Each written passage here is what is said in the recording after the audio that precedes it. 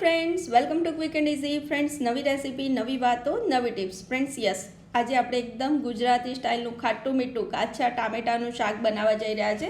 અને કાચા ટામેટાના બેનિફિટ્સ તો બધાને ખબર હોય છે અને અત્યારે શિયાળો છે, આપણને મળી રહ્યા છે, તો એકાદ બે વાર તો સિઝનમાં આ શાક બનાવીને ખાઈ શકાય।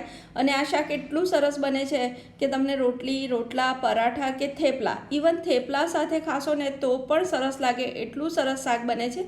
જો તમને જોઈને લાગે કે આ કાચા ટામેટાનું શાક છે, તો ચલો આપણે આ ઇઝી રેસિપી સ્ટાર્ટ કરવા કિચનમાં જઈએ। ફ્રેન્ડ્સ, આ સબ્જીને બનાવવા માટે આપણે સૌથી પહેલાં 500 ગ્રામ કાચા ટામેટાં, પણ થોડા કડક હોય એવા અને સરસ, જો એકદમ સરસ આવા ટામેટાં લેવાના, એને ધોઈને કોરા કરીને ઉપરના આ રીતે એને ડીટા કાઢી નાખવાના અને પછી તમને ગમે એવા નાના મોટા સાઇઝના કટ કરી લેવાના, મીડિયમ સાઇઝના નાખવાના એટલે બહુ મેચ ના થઈ જાય। બસ જો આ કટ થઈ ગયા। હવે આપણે એક મસાલો રેડી કરીશું, એની લસણની ચટણી। તો આ કાશ્મીરી લાલ મરચું છે, અડધી ચમચી આ અથાણાનો મસાલો છે, 1 ચમચી સિંગદાણા છે, અને એને પહેલાં તમારે ગ્રાઇન્ડ કરી લેવાનું છે। એ ગ્રાઇન્ડ થઈ જાય ને એટલે એમાં લસણની કળી 6 થી 7 નાખી દેવાની છે અને એને ગ્રાઇન્ડ કરવાનું, એટલે આપણી આ એક સૂકી ચટણી રેડી થઈ જશે।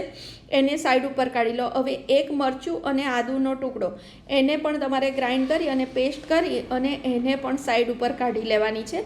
હવે આપણે એક પેનમાં 2 ટેબલસ્પૂન જેટલું તેલ ઉમેરી દઈશું અને તેલ થોડુંક ગરમ થાય ને એટલે એમાં 1 ચમચી જેટલું જીરું ઉમેરવાનું છે, અડધી ચમચી હિંગ ઉમેરવાની અને આપણે જે મરચું અને આદુનું જે પેસ્ટ કરી હતી એને ઉમેરી અને એને સાતળવાનું અને પછી આપણે ટામેટાં નાખવાના। ટામેટામાં મીઠું ઉમેરી દેવાનું એટલે જલ્દીથી ચઢી જાય।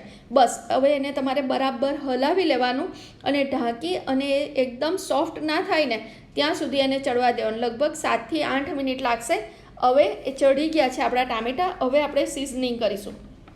આ જે મસાલો છે ને મેં પહેલાં રેડી કર્યો હતો, તો એમાં ચણાનો લોટ, આપણી જે ચટણી રેડી કરી હતી એ, હળદર, ધાણા જીરું અને રેગ્યુલર આપણું લાલ મરચું, એ બધું મિક્સ કરી અને પાણીથી આવી પેસ્ટ બનાવી અને એને અમે સાઈડ ઉપર રાખી હતી। હવે એને એ પેસ્ટને આપણે આ શાકમાં ઉમેરી દેવાની છે। શાકમાં ઉમેરી અને તમારે બધું જ બરાબર હલાવી દેવાનું। સહેજ રસો ઓછો લાગે તો તમારે થોડું પાણી પછી ફરી ઉમેરવાનું। બસ બધું બરાબર હલાવી અને ફરી એને તમારે 3 થી 4 મિનિટ થવા દેવાનું છે। પણ એ પહેલાં તમારે એમાં એક નાનો ટુકડો ગોળનો નાખવાનો છે। આપણે ખાટું મીઠું બનાવવાનું, કારણ કે ટામેટાં ઓલરેડી કાચા છે એટલે ઘણા જ ખાટા હોય છે। તમને ગોળ ના ભાવતો હોય તો તમે સ્કીપ કરો, પણ ગોળવાળું ખાટું મીઠું શાક બહુ સરસ બન્યું હતું, તો તમે ગોળ નાખજો। બસ હવે 4 મિનિટ થશે ને એટલે જો આવું એકદમ સરસ તેલ ઉપર આવી જાય ને આપણું ગ્રેવીવાળું શાક રેડી થઈ જશે।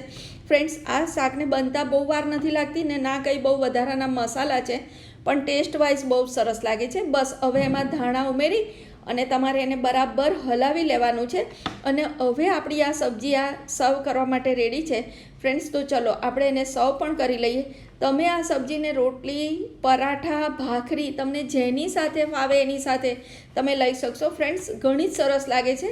તો તમે આ ઇઝી રેસીપી છે, બીજું પ્લસ વિટામિન સી રીચ છે, એટલે કે આપણી ઇમ્યુનિટી બૂસ્ટર કહી શકાય। તો તમે આમળા ના ખાઈ શકો તો આને પણ એ રીતે વિટામિન સી લઈ શકો છો।